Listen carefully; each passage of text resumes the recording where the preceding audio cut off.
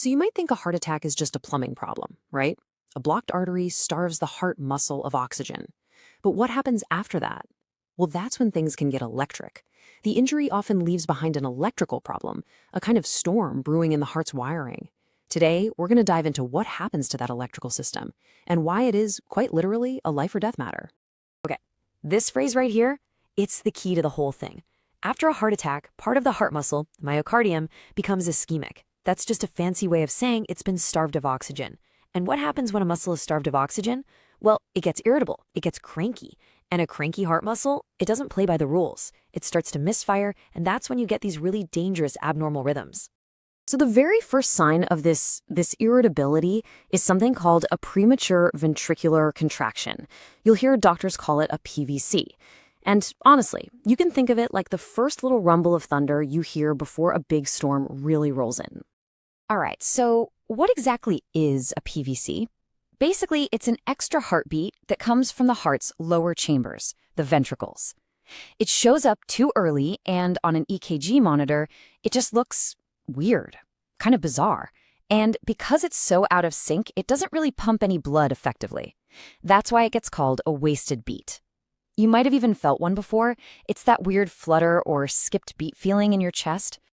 And hey, it's not just the injury from a heart attack that can cause these little misfires. For sure, that lack of oxygen, that ischemia, is the big one we're talking about today. But even everyday stuff, like stress, maybe one too many cups of coffee, or your electrolytes being out of whack, all of that can poke at an already irritable heart and make it act up. Which, of course, brings us to the million-dollar question. I mean, tons of people have a random PVC here and there. So when do doctors really start to worry, especially after a heart attack? At what point does that single rumble of thunder start to sound like a full-blown storm is about to hit? Well, it's all about the pattern. If you're having more than 6 of these a minute, that's a huge red flag. Same goes if they're coming from different spots in the heart or if they're showing up in pairs. But the one that really gets everyone's attention is called R on T. This is all about catastrophically bad timing. It's when that PVC hits at the exact wrong millisecond in the heart's electrical cycle. It is literally like a spark landing in a puddle of gasoline. It can kick off something way, way more dangerous. And that's our cue to move up the ladder of seriousness. This is what happens when those single lonely warning shots start firing one after another, after another. They turn into this dangerous rapid-fire sprint. We've just entered the territory of ventricular tachycardia.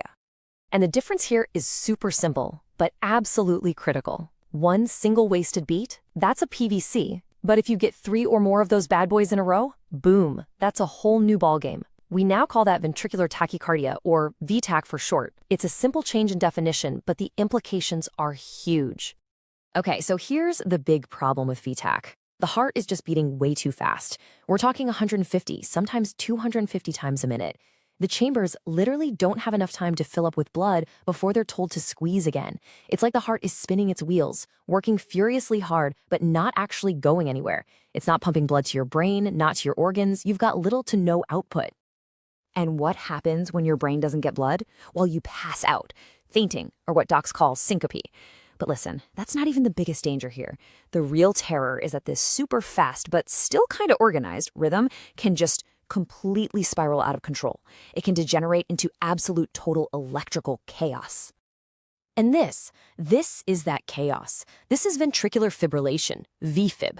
We're not even talking about a rhythm problem anymore. This is the absence of a functional rhythm. This is the heart's electrical system in total, utter anarchy. With VFib, forget about organized beats. That's out the window. The heart muscle isn't contracting. It's just quivering, uselessly. The classic description is that it looks like a bag of worms. Electrical signals are firing from everywhere with no rhyme or reason. The result? Zero blood output. Nothing. This is cardiac arrest. So let's just make sure we're crystal clear on the difference, because it is critical. VTAC, dangerously fast, but it still has some organization. VFib, pure, unadulterated chaos.